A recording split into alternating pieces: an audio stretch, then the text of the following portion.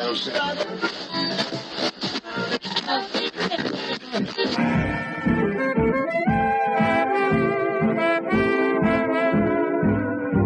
is the Relic Radio Show, old-time radio entertainment still standing the test of time, from relicradio.com.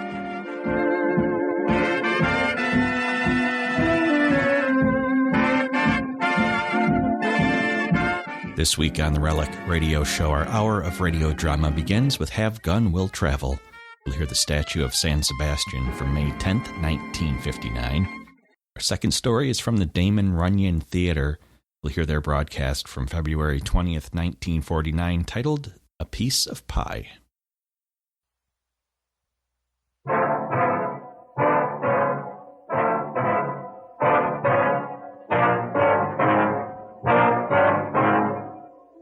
You own one of the largest ranches in California. Most cattle, the best land, and the toughest riders. But I'll tell you something, Mr. Crown. The little mission of San Sebastian is going to defeat you.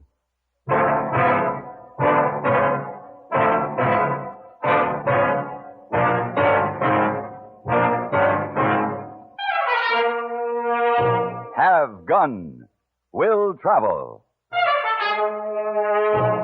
Starring Mr. John Daner as Paladin. San Francisco, 1875. The Carlton Hotel, headquarters of the man called Paladin.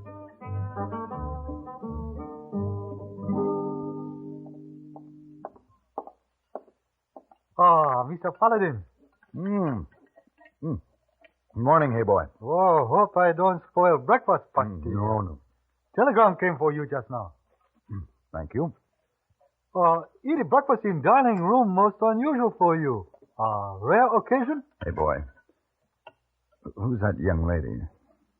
Over there, sitting alone at the table next to the window. That young lady checked in 2 days ago. Suite 212. Alone? Alone. Charming. Charming. Well, Isa, are you up on Telegram? Oh, yes. Hey, boy. Why don't you ask the young lady if I might join her for a cup of coffee? She must be lonely. Oh, so early in the morning. Isa. Well, rush telegram. What happened? Make social engagement. Wait a minute, hey, boy. Oh, now what happened? I've changed my mind. This telegram's from Mr. Ian Crown in San Sebastian, California. He offers a rather large sum of money. Would you send him a wire, please? Have Gun Will Travel. Yes. I'll be leaving on the next stage. What about poor, charming, lonely young lady? That'll have to wait until I return. Unfortunately, business comes first.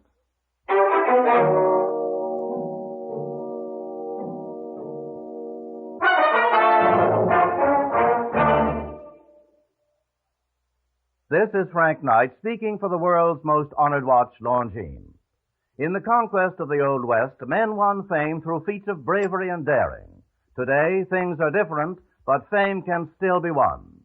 How wonderful to win a Nobel Prize in Science, a Pulitzer Award in Literature, and Olympic gold medal in sports. These great honors are symbols of achievement. In the field of time, did you know that Longines watches have won more great public honors than any other watch in the world? This is true.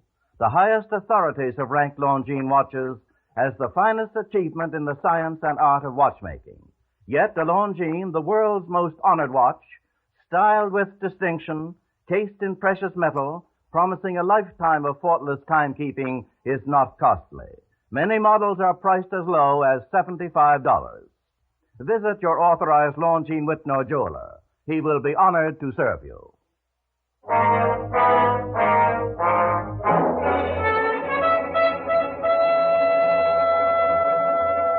The stage ride down the Camino Real brought me at last to San Sebastian, one of the mission towns established 100 years ago by the followers of Junipero Serra.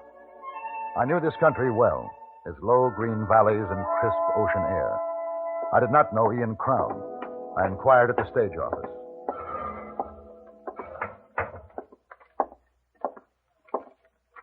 Yes, sir. What can I do for you? How far is it to the Crown Ranch? Ian Crown's place? Yes. A little past a mile southeast of here. Head right on out the main road. Then take the fork to the left just before you get to the mission. Any place I can rent a horse around here? Well, livery stable's just across the street, mister. Can't miss it. The only building on that side. Thanks. Senor, Yes? would you give something for the mission? Something for the mission? Please. You give money? A donation? See, please. A donation. Well, I think we can manage that. I should have $1 in my wallet. Oh, senor, you are very rich. So much money. Ah, see now. Yeah, here we are. Hey, come back here. You little thief.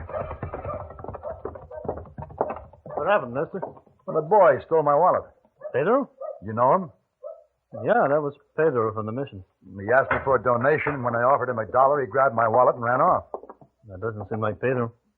He's a good boy. He's got a good wallet. Did you say he's from the mission? That's right. He lives there. I hadn't planned on it, but I think I'll pay this mission a visit. I figured that if Crown had waited for me to travel all the way from San Francisco, a few more hours' delay wouldn't hurt, and I wanted my wallet back. It wasn't bulging with money, but there were papers I couldn't replace.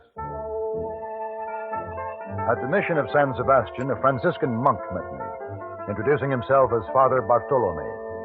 As we walked through the cool, flower-filled courtyard of the lovely old mission, I told the priest about Pedro and what had happened. He invited me to his study.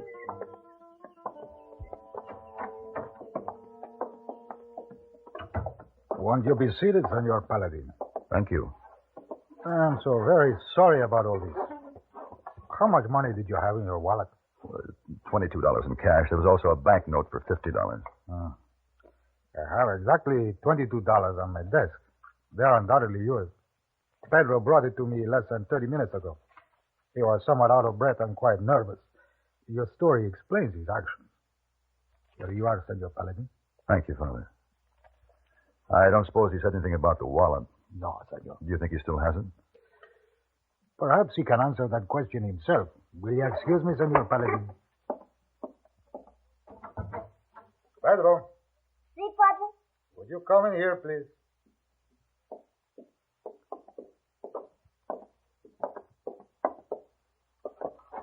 Hey, Pedro, you know why this man is here. See, Padre? Is it not true that you took his wallet and ran away? See. That was very wrong, Pedro. See, Padre? Why would you do this? I'm sorry, Padre. There was so much money. I had to take it for San Sebastian. It was wrong, Padre. I know it was wrong. Where is the wallet now, my son? In the stable. Please get it and bring it back to this room. See, Padre.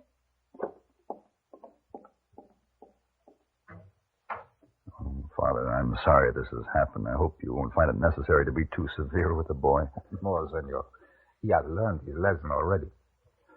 Well, why does Pedro beg for donations for this mission? It's by far the best preserved and the most beautiful of all the missions I've seen. Oh, si, senor. San Sebastian is a diamond of all missions. Thanks to Senor Crown. Ian Crown? Si. You know him? No, we haven't met, but I was on my way to his ranch when this happened. But what is his connection with this mission? Well, senor, several years ago, before California became a part of the United States, the Mexican government sold the missions to raise defense funds for their treasury. It was then that Senor Crown became the owner of San Sebastian. You mean Crown bought the mission from the Mexican government? Si, senor. Uh-huh. While most of the others wasted to ruins, this mission prospered under the skilled management of Senor Crown. But then, when President Lincoln signed the bill giving the missions back to the church, Senor Crown was forced to relinquish this mission on the land around it. He was paid for the land, wasn't he? Si, senor. But he was not in sympathy with the price. To compensate for the additional payment he felt was due to him, he took the statue of our patron saint, San Sebastian, from its rightful place in this mission. He is now in his home, and he refuses to return it to us. Do you think he'll ever give the statue back to the mission? No, senor. Not unless we pay him for it. How much does he want? $2,000. An impossible sum. It would take many years to accumulate that much money. And that's why Pedro begs for donations. Our people are most anxious to have the statue returned. Well, certainly. How much money have you collected, Father? Senor Paladin, this is not a rich parish. In 10 years, we have secured only $985. Come in. I have brought the wallet, Padre. Bueno. Give it to Senor Paladin. Senor. Thank you, Pedro. I'm sorry, Senor. Please forgive me. Senor Paladin, please check your wallet for the banknote you mentioned. It's here, Father. Everything's here. Pedro. Si, Senor. At the stage office, I was going to give you a donation. You remember? Si. Would you accept this $5 gold piece for the statue of San Sebastian? Oh, si, Senor. Gracias. Gracias.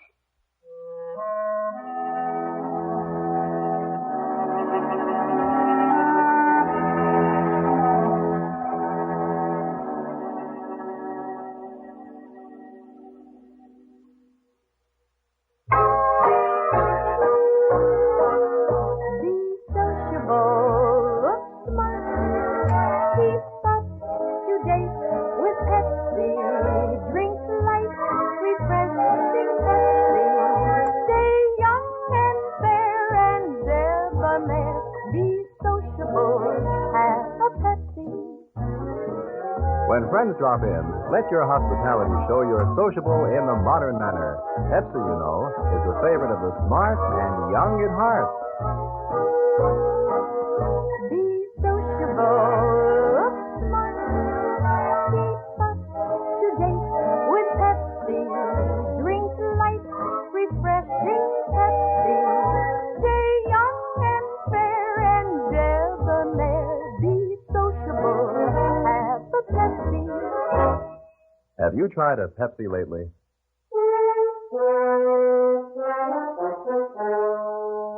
The green rolling acres that surrounded the Crown Ranch were covered with giant oaks and thousands of black Angus cattle. And a mile beyond the main gate, on a tree-studded knoll, sat the house of Ian Crown, imposing, rich, almost feudal. From my talk with Father Bartolome, I had pictured Crown as the typical elderly, austere rancher. Instead, I found a cordial man who was having more than his share of trouble with an outlaw, Sancho Fernandez. During the last 3 months, he's robbed 2 of my payroll shipments. He's run off near 300 head of prime beef. He's got to be stopped, Paladin. I'm depending on you to bring him in. I've never heard this Fernandez before. Does he confine his activities to this part of the country? Strictly to my range. To your range? Yeah. Hasn't he been plaguing the other ranchers? No, just me. Why has he singled you out? Well, his brother used to work for me.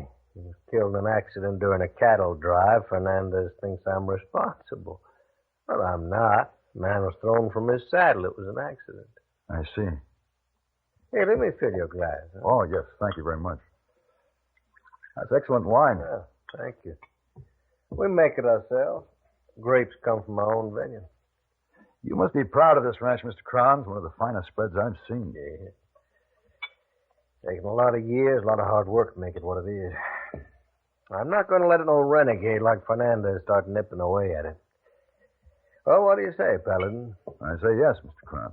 I'll take the job. For the $1,000? Right. Well, that's good. All right. What are your plans? I don't know yet. It'll take me a few days to learn what I need. Oh, of course. This statue, Mr. Crown. I've been admiring it. Well, that's San Sebastian, Mr. Paladin. It's beautiful, isn't it? Yeah.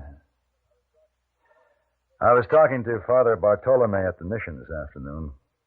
Oh, I see. Suppose he told you what a heathen I am, because I won't give him back your statue. We didn't discuss your personal I'll give faith. that statue back when I get the money to... Man. Mr. Crown. Oh, what is it, Carl? Fernandez. He stopped the stage and took the payroll Oh. Anybody hurt? No, he made us get out of the stage, took the money from me, and then stampeded the horses. That's the 3rd time. Oh, Paladin, this is my foreman, Carl Stocker. How do you do? How are you? Carl here is bringing the payroll money from the bank in Coldwater. Where did it happen? About 3 miles before we got into San Sebastian. We had to walk into town. And he's had plenty of time to hide out. Mr. Crown, you'll be needing more money from the bank to meet the payroll. That's right. I'll go up to Coldwater tomorrow and bring it back.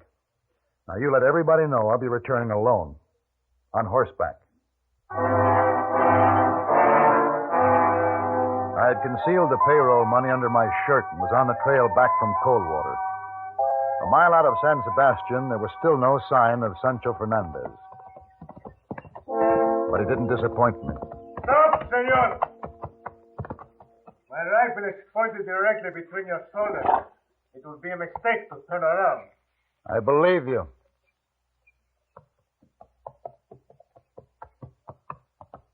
Now, drop your gun belt to the ground. Dismount and stand with your back to me. You have some money for Senor Crown. What is it? You're well informed. Money. Where is it? In my shirt. With a gun, no doubt. Do not move.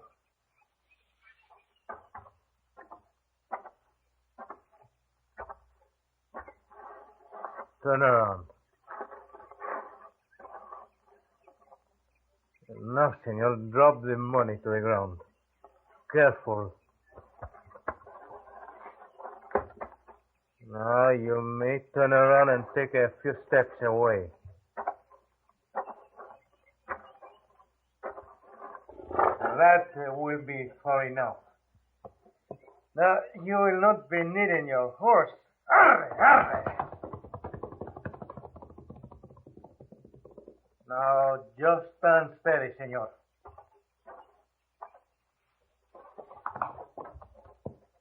It's not too long a walk to the rancho. Give my regards to Senor Crown. Sancho, there's a derringer pointing at your back. Drop your rifle.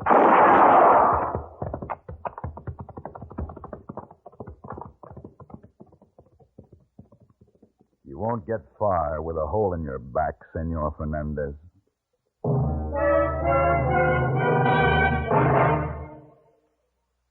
A bunch of the boys are whooping it up every weekday on CBS Radio. Variety spices the airwaves with fun every time CBS Radio turns them loose. The boys are Pat Buttram, Art Linkletter, and Galen Drake. Here's a threesome that's really awesome for its total output of sheer pleasure. The remarkable wit of Buttram, Linkletter's unending imagination in creating stunts and surprises, Galen Drake's way with words and stories. Put them all together, and you have a distinctly flavored, different sound only a network could assemble for your weekday pleasure, and only the CBS Radio Network does. Listen in daily, or as often as you like. With these boys whooping it up as you move about the house, one thing that's out the window with the dust is boredom. The Galen Drake Show, Art Linkletter's House Parties from Hollywood, and Pat Buttram's Just Entertainment.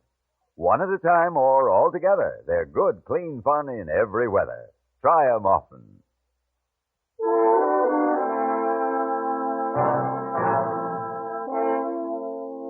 Sancho left an easy trail to follow through the yellow wheat fields. He had managed to stay on his horse, but he had lost a lot of blood along the way. His trail led to the mission at San Sebastian.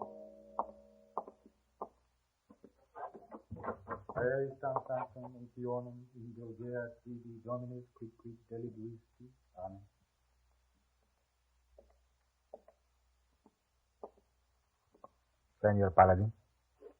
The Padres told me Fernandez was here. He is dead. Let us go to my study.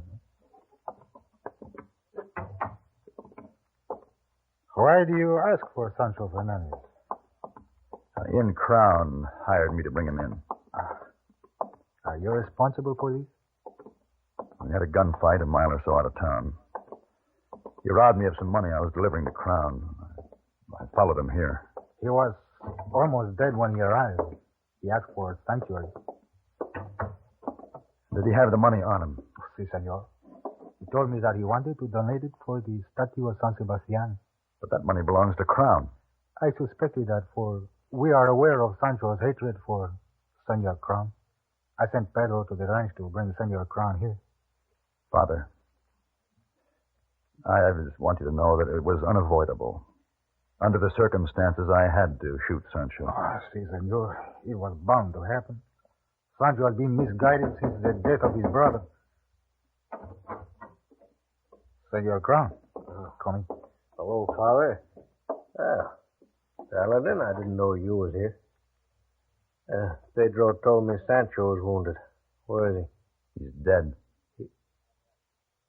How'd it happen? Gunfight. He ambushed me on the trail back a ways. Ran my horse off and took the money. We exchanged shots.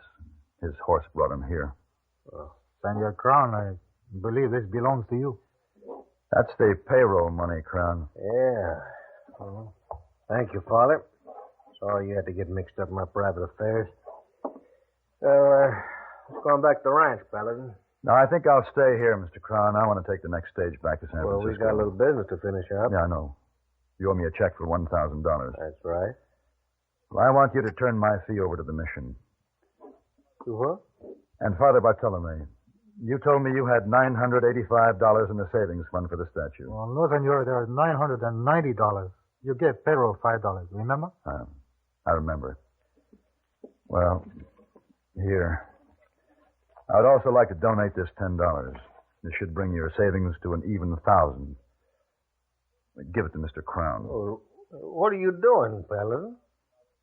The $1,000 Father has accumulated these past 10 years along with my fee. Totals $2,000, Mr. Crown. You should be able to return the statue of San Sebastian to the mission in time for Mass this Sunday.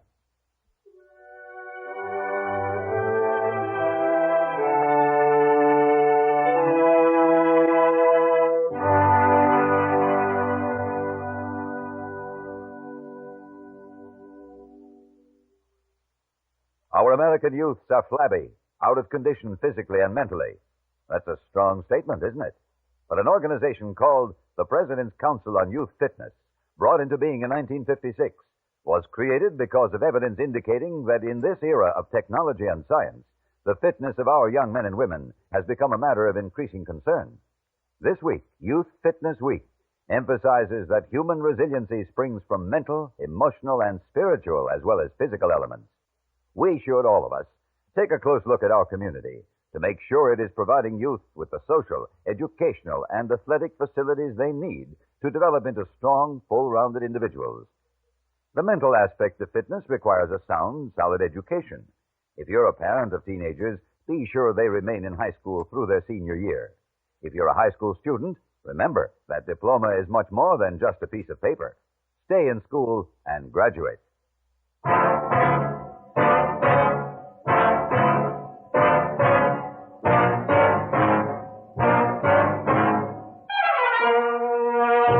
Have Gun, Will Travel. Created by Herb Meadow and Sam Rolfe, is produced and directed by Norman McDonnell and stars John Daner as Paladin with Ben Wright as Hayboy. Tonight's story was written by Albert Alley and adapted for radio by Frank Michael. Featured in the cast were Lawrence Dobkin, Don Diamond, James Nusser, Richard Beals, and Perry Cook. Hugh Douglas speaking.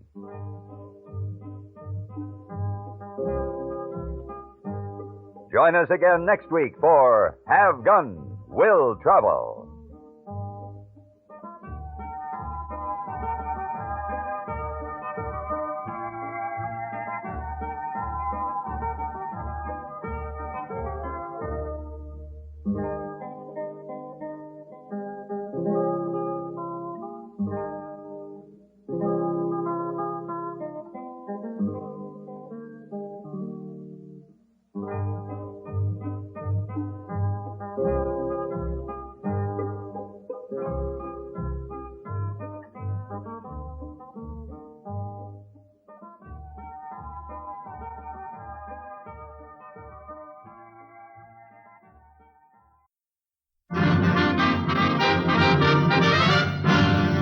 The Damon Runyon Theater.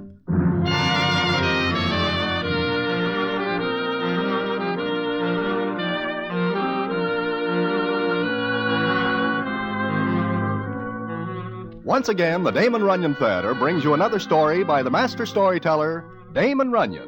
And this one, A Piece of Pie. And to tell it to you, here is Broadway. Thanks. Well, it is during the race meeting at Suffolk Downs, and I am there with Harry the horse. We do ourselves a little good. In fact, more than a little good, and I am feeling fine. When into our hotel room comes Harry and says... Broadway, are you here? Where else would I be, Harry? What is the matter? I just put us in the way of winning an even 10 grand. Huh? But what is the name of the horse? It is no horse, it is a human being. What? Harry, who enters a person in the races? You do not understand. This is a sure thing.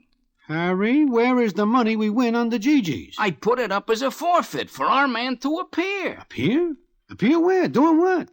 Harry, do not stand there just looking at me. Speak to me. Where is our scratch? Broadway, do not worry. It is as good as wheat in the bin. Now sit down and I will tell you what happens. So Harry the horse makes me sit down and tells me what happens. And what it is and what happens later, I will tell you in a minute.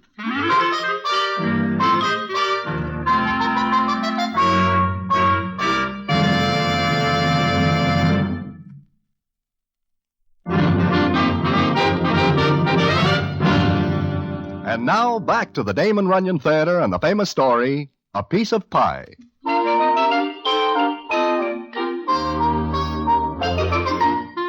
Well, like I say, Harry makes me sit down and he starts to tell me what he is talking about. I am having lunch, Broadway.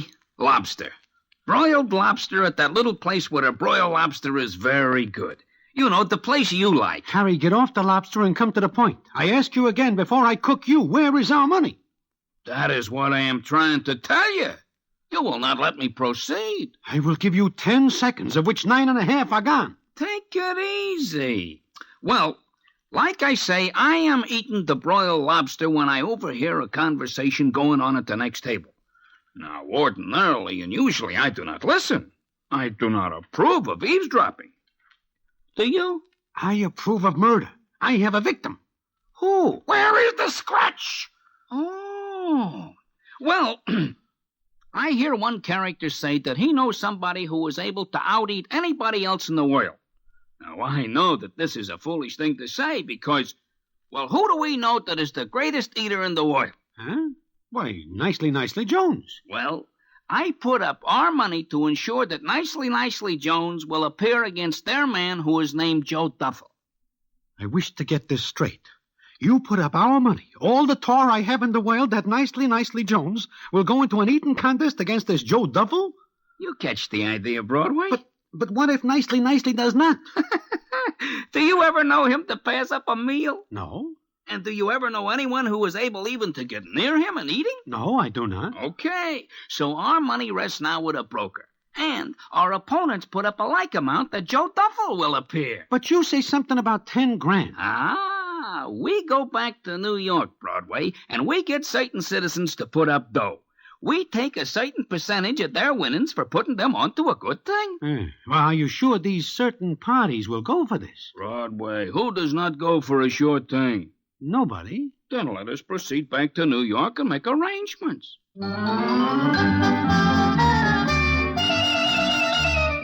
Well, we do so, and arrangements are made. Bets are put up with the party who takes care of such things.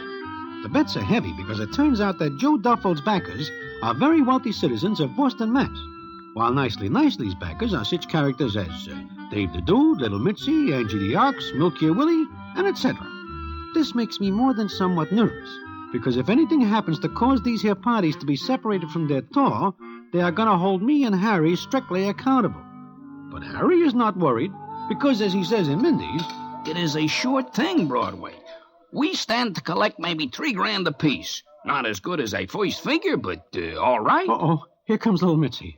You worry too much. You will ruin your health. I would rather do it myself than leave it to Little Mitzi. Shh, do not look worried. Appear nonchalant. Hello, Broadway. Harry. Hello, Little Mitzi. Sit down, Mitzi. Thanks, I will. Because I have a little thing to discuss with you two. Certainly.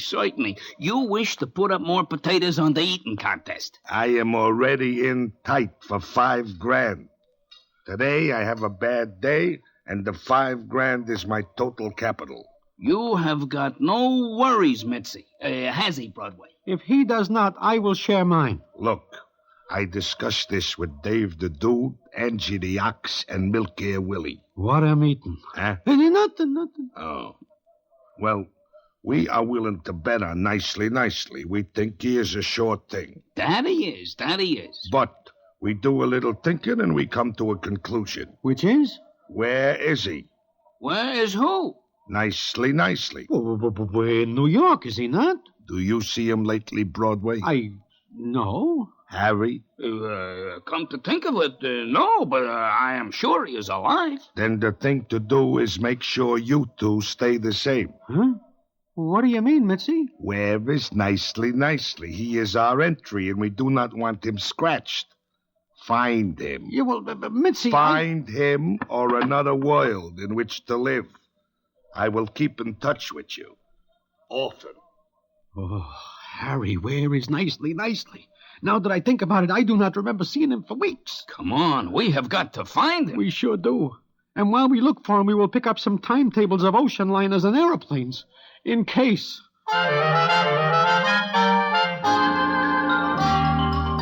So we start the hunt for Nicely. We will know him if we see him, because he is about 5'5" and weighs in at close to 300. He is a horse player by trade, but eating is his hobby. But no one remembers seeing him lately. Then we get a lead, and we go to a place on Long Island and knock at a door. It is opened, not by Nicely, but by a tall, thin Judy. She is without doubt beautiful, but so skinny that Harry walks right into her before he sees her. She looks at us and says, "What do you want?" Excuse us, miss, but we are told we can find Nicely here. Who? Nicely Jones. No. Oh, you must mean Quentin. Who? Quentin Jones. The last name is correct, but the first one is an insult. Will you please tell me what you want? Can we see Mr. Jones? Why? It is very important. About what? Is he here? Who are you? Look, miss, it is urgent that we get in touch with our friend. Now. Hilda. What is it, Quentin? Who's there? I don't know. That is not Nicely's voice. No, it is not. It is too weak. Then you've probably got the wrong Jones. Yeah, I guess so. Let us go, Broadway. Hilda, who is it? What's the matter? It's nothing, Quentin. These men have the wrong address. Broadway. Harry. Oh, my friends, come in. Quentin, do you know these men? They're my friends. Broadway. Harry. Why are you looking at me like that? You are a faker. You are not Nicely. But I am. Look at me real good. Who am I? Nicely. Where does all of you go to? What happens to you, Nicely? Now, look here, you two. If you have business with Quentin, very well. If you don't, please leave.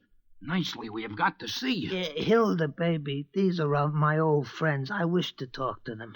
Oh, well, all right, but remember what I said. Yes, Hilda. If you do anything I don't like, it's all off. Yes, baby. I'm going shopping. I'll be back in half an hour. And remember, Quentin. I will never forget. She is beautiful. She is. But Nicely, what is the matter with you? We better sit down. At least I better. I cannot stand up for long. You are sick? Oh, no. I am real healthy. Healthy? Healthy? Look at your pants. They are wrapped twice around your waist. Uh-huh. I lose some weight. Some? You have got enough space between your waistband and your waist to tuck away a racehorse. Those are the conditions Hilda gives me. Conditions? Hilda? Nicely, what are you talking about? She is my fiancée. I love her. She loves me. She? Nicely, you mean she makes you lose weight? When I am down to 200, we're going to get married. You mean you are not eating? Nothing with starch in it. Why have all the good things to eat got starch in them? Nicely, think of your health. Hilda says I'm very healthy this way. How do you feel? Very healthy. If Hilda says so, I am. This is impossible. Look at you. How do you get mixed up with this doll? Love at first sight. We meet in the subway. I am wedged in a turnstile, and she pushes me through. Harry, let us say goodbye to New York. Let us say goodbye to everything. Nicely. Listen to us for a minute, will you? Sure. But do not ask me to stand up. So we tell nicely what is the score. When we talk about Eaton, his eyes shine like 6 bits. But then he becomes very sad again and says as follows. I am very sorry, boys, but Hilda will never hear of it. She will break our engagement if I so much as touch a grape. Broadway, do you ever eat nothing but toasted whole wheat for a whole month? No, what I eat is nice white French bread, corn muffins, and hot biscuits with gravy on them. You are eating yourself into an early grave, and furthermore, you are breaking my heart. Look, Nicely, maybe if we talk to Hilda, there might be an outside chance she will let you save our lives. You can talk to her, but I promise nothing. Quentin? In here, baby, in here. Oh. What did you eat? Not a crumb. Did I, boys? Not a crumb. Good. I'm going to fix your dinner in a minute. What are you going to fix? Because you've been such a good boy. A treat. What? What is it, Hilda? Sweet German carrot juice. Ooh. I can hardly wait. You'll like it, I'm sure. She is conspiring against your life. Nicely, you have got to get out of here before you have to use nails to hold your pants on. I am in love with her. That is your final word? It is hers. I see.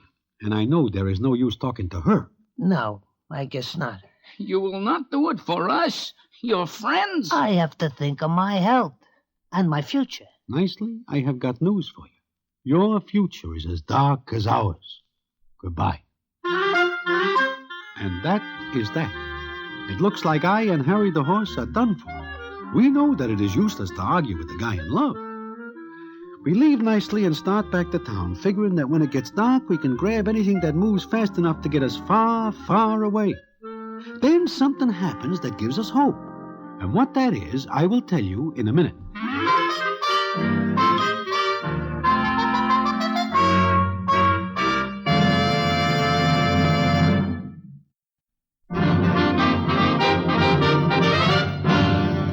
And now, back to the Damon Runyon Theater and the famous story, A Piece of Pie.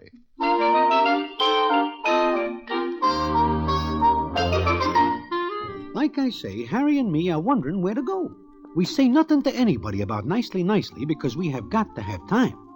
Then Harry goes to Belmont Park, and later he shows up in my hotel room. Broadway, you know what? Harry, do not jump in like that, especially not at a time like this. Broadway, today we get a break it.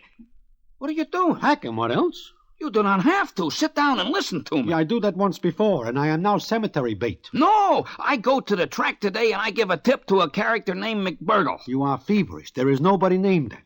And if there is, what good is he to us? He is the employer of Miss Hilda Slocum, whom you will recall as Nicely's fiancée. Nothing makes sense anymore. Listen to me, will you? I give a tip to this McBurgle. He is very happy because he win a wad of potatoes.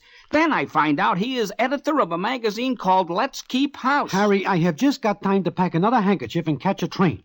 Goodbye. Stay here and die by yourself. Will you sit down and listen?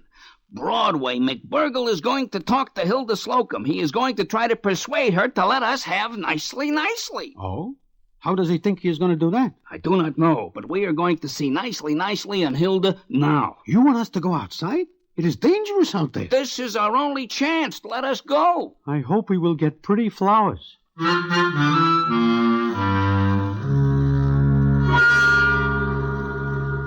Two, I know why you're here. I don't know what influence you have with my editor. I don't even know how you managed to meet him, and I don't want to know. But I can tell you one thing. Which is? That even if it costs me my job, I will not permit Quentin to enter that stupid, absurd, ridiculous, and sickening eating contest. Look, miss... You listen to me, Mr. Horse. The name is Harry. I don't care what it is. And you, Mr. Broadway, you listen to me, too. I'll not stand by and see Quentin's health ruined by the greediness and mercenary objectives of his so-called friends. Oh, that does it. See, boys? And, Quentin, if you love me and want to marry me, do you? Yes, Hilda, baby. Then you won't even consider what they're asking. Look, Miss Slocum, there is at stake not only money, but the health of two other people, namely Harry and me. So I was given to understand. All right. Because my editor, Mr. McBurgle, asked me, I'll help you. I eat. Boys, I eat. You do not. But you say... I said I'd help, not let you have Quentin. You can have a friend of mine, Violet Schumberger. Who? Who? Violet Schumberger, a very dear friend. Hey, I know her, boys. She is no selling plater, but a real entry. But she is not you, nicely. You can have Violet or no one.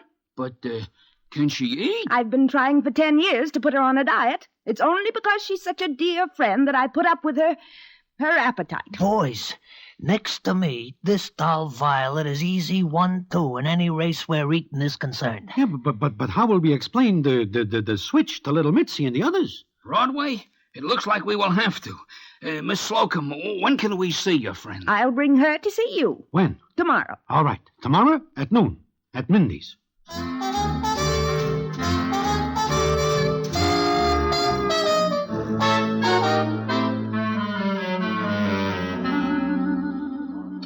Boys, the rest of the boys are very angry that you do this to us. But we tell you, Mitzi, it is not our fault. Can we help it if Nicely falls in love and gives up eating because of it? This Violet Schumberger doll better be good. She better be good. Hey, it is almost noon. Yeah, there they are. Is that the doll? It must be. I never see such a large doll. She has got a face like a town clock. My goodness, she is quite large. Boys, maybe you save yourself a lot of trouble. But the question is, can she eat?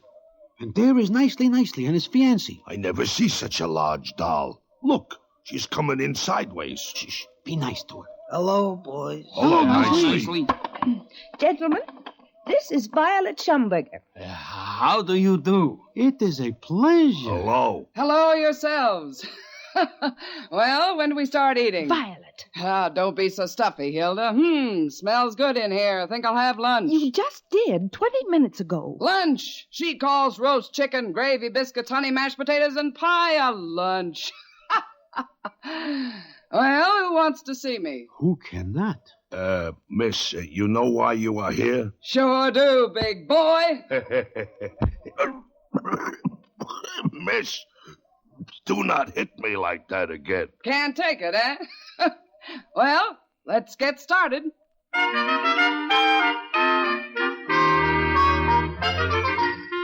And Miss Violet Schumberger eats for us. 2 hours later, even little Mitzi is convinced that we have a good entry, especially when Miss Hilda Slocum agrees to let Nicely coach Violet for the contest. Then comes the day of the contest, which takes place in a private room in Mindy's.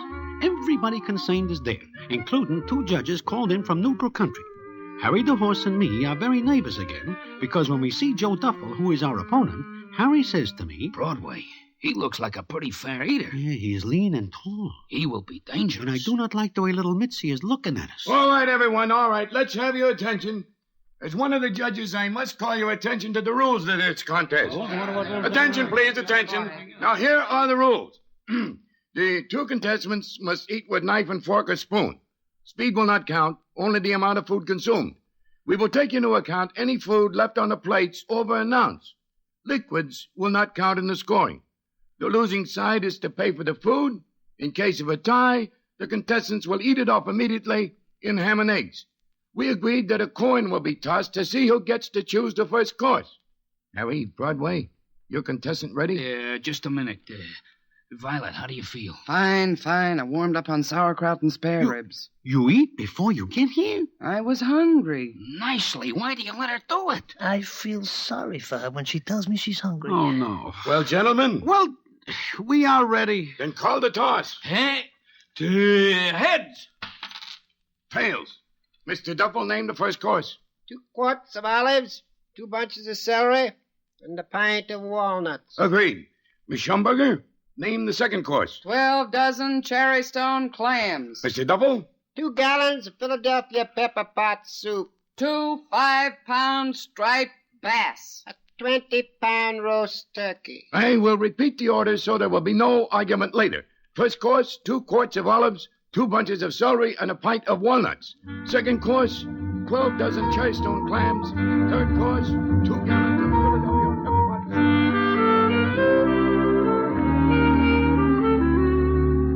Well, that goes on until the dessert is decided on. Miss Violet Schumberger calls it, and it is a pumpkin pie 2 feet across and no less than 3 inches deep. The contest starts at 8:30 p.m. sharp, and for a while there is no sound except eating. Then little Mitzi whispers to me as follows. Broadway, she is not keeping up with this Joe Duffel. Well, yet, Mitzi, it is not speed that counts. Yeah, that is right. I do not like the way this is going. I wish Nicely is in there. Wait a minute. She's beginning to catch up a little. Yeah, she is. No, she is not. Joe Duffel is slowing down a little. All right, bring the turkey and split it in half. Now we will see the real eating start. Just a minute. What is the matter with her? Violet, what is the matter? I forgot something. Huh? Violet, why do you stop eating? You have got half a turkey. Give up, Miss Schumberger. Give up? I haven't started. I just wanted to ask, where's the stuffing for the turkey?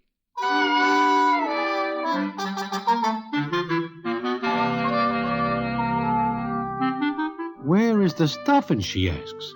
Joe Duffel looks a little startled at this, but they keep eating on even times until the waiter brings the pumpkin pie, and the scene is as follows. Last course dessert, each contestant will eat half this pumpkin pie. Ready, Mr. Duffel? Ready. Ready, Miss Schumberger? Yes. Wait a minute. Hey, she's asking advice of her coach. That's not allowed. What do you mean it's not allowed? That's a foul. Now, wait, everyone. I'll have to consult with my colleague. Hold everything. Broadway, you better start running. You too, Harry. No, wait a minute, Mitzi. Attention, please. My colleague and I have decided that no actual foul in the eating has been committed. However, if Miss Schumberger did ask advice, then there is a foul. Mr. Jones, will you tell us what Miss Schumberger whispered to you? Why, sure. All she asks is, when she finishes, can she have another piece of pie? Gentlemen, I'm licked. I can't eat another bite. He's quitting. It's useless for me to go on against this girl who asked for more pie even before she starts on the piece before her. I'm almost dying as it is, and I don't want to destroy myself in a useless effort. Gentlemen, he's not human. He's quitting. 3 cheers for Miss Violet Schumberger. Hip, hip, hooray! Hip, hip, hooray! Hip, hip, hooray! Broadway, Harry, you are geniuses. Hey, look! Joe Duffel passes out under the table. Ah! Nicely. Look, Nicely also passes out. All right. Everybody out. Come on, clear the premises. We will take care of things. Come on, outside. Poor Nicely. Is he dead? No, he just looks like he has fainted. I owe everything to him, everything. Huh? You mean we owe everything to you? Oh, no. What I really whispered to him was that I was a goner. That Mr. Duffel is a pig.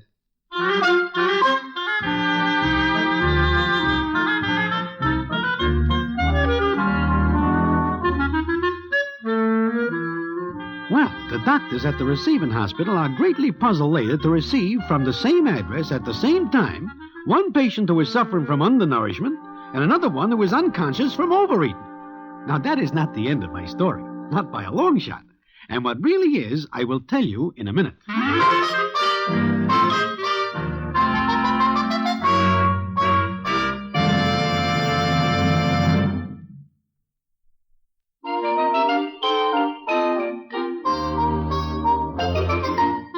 Well, the payoff comes some days later, when I am sitting in Mindy's. I look up, and who is standing by my table but Miss Hilda Slocum? Naturally, I am very curious as to why she is in an eating place. I ask her to sit down, and she says... What's that you're eating, Mr. Broadway? This, chicken fricassee with dumplings, hot biscuits and honey. Why? Is it good? Wonderful. But, why do you ask? Oh, I just wondered. By the way, how is Nicely coming along? I don't know. He's out of the hospital, but I haven't seen him. Or Miss Violet Schumberger. What? They eloped together. They sent me a postcard. You mean Nicely and Miss Violet Schumberger? They are married? Yes, they're in Florida. They opened a barbecue stand, and the chances are they're eating like 7 mules. How do you like that? I don't. Men. They're all alike. A woman does something to help them, to please them, and they... I see. I am sorry, Miss Slocum. My editor, he... Oh? What about him? He said he'd take me dancing there was anything to take hold of. I see. And you like to dance? Very much. That chicken and dumplings. They're really good. Oh, very good. But, of course, not for people who are on a diet. I want some. Uh-huh. Well, what are you staring at me for? Oh, nothing. I am just thinking you must be very fond of dancing. Waiter, another order of this, and make it snappy.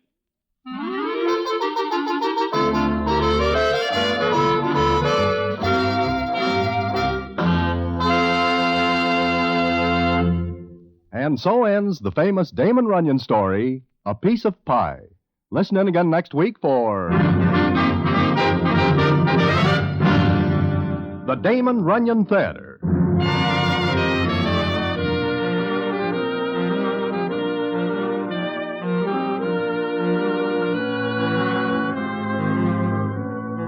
The Damon Runyon Theater, with John Brown as Broadway, is directed by Richard Sandville, and the story is adapted for radio by Russell Hughes.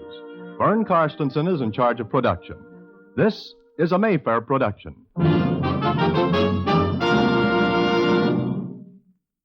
That's the Relic Radio Show for this week. I hope you enjoyed it. You can find more from Have Gun, Will Travel, the Damon Runyon Theater, and thousands of other old-time radio episodes at the website, relicradio.com.